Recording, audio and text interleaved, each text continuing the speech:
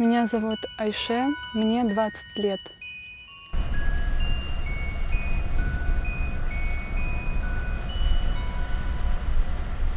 Я родилась и живу в селе Найденовка, Красногвардейский район. Здесь прошло мое детство, школьные годы. Я проживаю с 3 старшими братьями.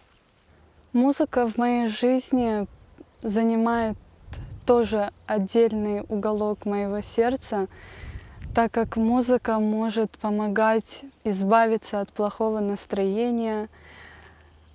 После трудного дня, когда я включаю музыку свою любимую, у меня сразу наступает какое-то расслабление, я чувствую прилив новых сил.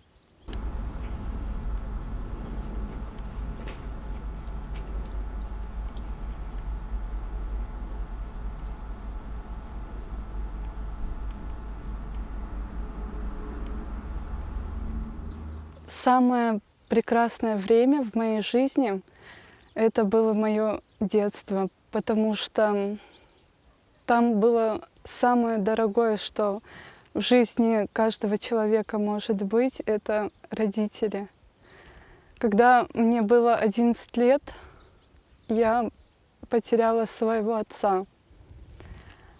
И вот почти 3 года назад я осталась без мамы.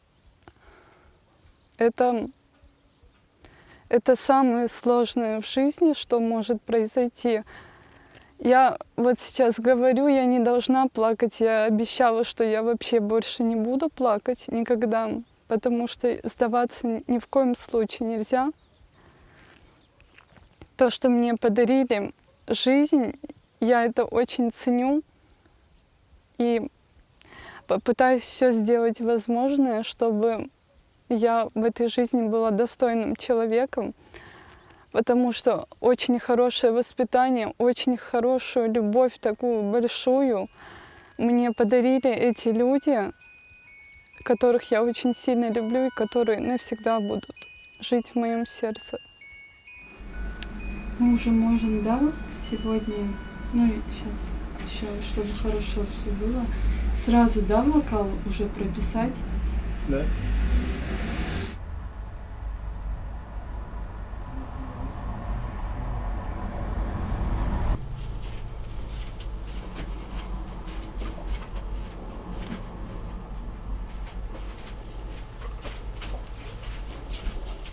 Что мне могло помочь пережить этот сложный момент в жизни? Это вера, вера Всевышнего. Потому что я поняла, что нужно быть терпеливой, проявлять терпение. Затем придет облегчение, и я его почувствовала. Да, прошло уже вот 3 года, мне также тяжело, мне также хочется иметь, когда ты приезжаешь с учебы домой, и хочется, чтобы тебя встретила мама.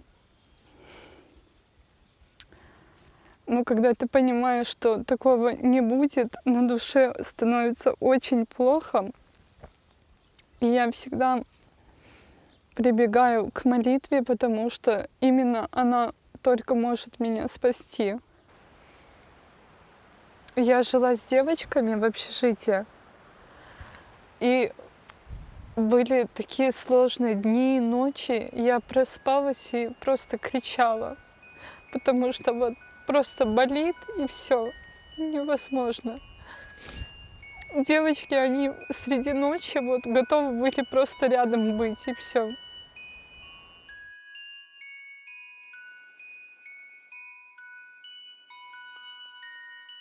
Столько людей попадалось в жизни, которые только больно могли вот сделать.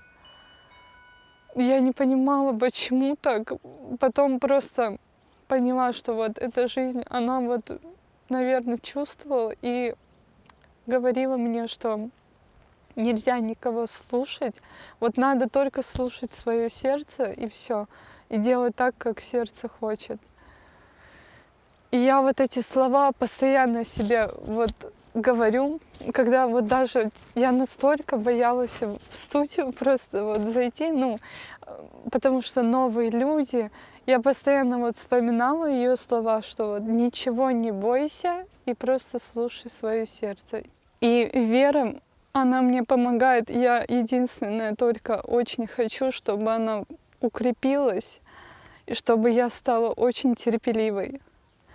Я буду к этому идти, иншаллах, и думаю, что впереди после такого трудного периода меня ждет большое счастье. Сейчас то, что я имею, самое драгоценное, это 3 моих любимых брата. Я их очень ценю, очень люблю. Это моя поддержка, моя опора. Также моя невестка, Дудушка, и моя Илина, это моя племянница. Она появилась спустя несколько месяцев после того, как не стало моего родного человека в жизни. И дети — это вот то, что помогает жить. Это маленький смысл, на который ты смотришь и понимаешь, вот ради чего стоит жить. Вот эти маленькие ручки, они всегда тебя встретят, всегда тебя обнимут и признаются в любви без какого-либо обмана. Одна из целей на данный момент — это закончить университет. Я учусь в Крымском инженерно-педагогическом университете имени Февзия Кубова по направлению вокальное искусство. Музыку я выбрала, потому что с детства я всегда пела. Это и в школе, и в сельском доме культуры. Голос я нигде вот не училась, не обучалась, точнее, музыкальной школы и так далее. Просто с детства я пела, и учителя заметили, что получается. И поэтому я, собственно, и решила продолжить в этом направлении и выбрала вот этот путь в жизни. А так, планы, они есть и ради своих родных, ради себя в первую, конечно, очередь. Я хочу их реализовать, чтобы в будущем я могла сама себя обеспечивать и просто радоваться тому, что хобби стало моей работой. Как я увидела новость о конкурсе Хрым-Сесы, это мне подсказала моя одногруппница. Я зашла, я просмотрела видео, в котором объясняли условия конкурса. Первое, что я подумала, это просто поучаствовать, просто кинуть заявку. Но я была не до конца уверена, что я смогу вообще пройти, потому что, честно сказать, не все как-то замечают, может быть, мой голос и так далее. Но я решила все-таки скинуть заявку. Я скинула, и в нужный день был прямой эфир, и когда просто назвали мою фамилию и имя, я была в шоке. Я не ожидала никак, вообще никак не ожидала, что меня возьмут, просто вот в список участников внесут. Далее, когда уже вот эмоции стихли, радости, конечно, мне стало интересно вообще, что там. Было очень страшно, вот честно, первое чувство такое, это страх был. Я видела список людей, организаторов, которые с нами должны в будущем работать. И немного стало страшно. Половину из них я знала и знала, насколько они профессиональны в своем деле. Но интерес, он больше был. И потом, когда вот это все вот закружилось, скажем, я и сейчас в таком вот,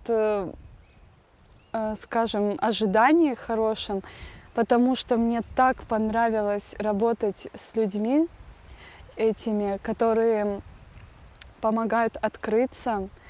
Они мне очень многому научили, и я очень благодарна за это. Вообще, это замечательный конкурс. Для меня это новый уровень. Я очень рада, что вообще есть возможность принять участие в таком конкурсе. Еще раз. Еще раз? Да, да. Давай еще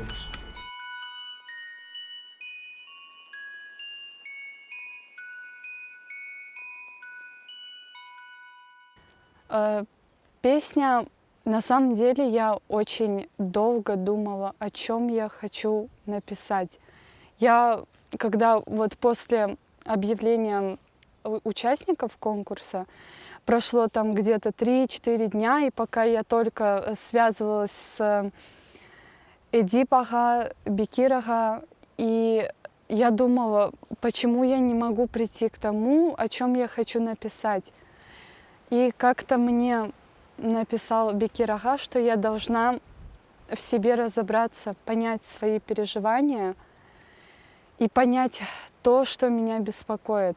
После этих слов, вот честно, как будто бы меня вот что-то так действительно подтолкнуло. Я написала Эдип ага, мы с ним очень много мы переписывались, говорили об этом, и я очень рада, что он меня понял, потому что это такой момент, когда тебя человек понимает и может описать вот твою душу. Это фантастика какая-то для меня. Я эту песню сейчас, когда слушаю, понимаю, насколько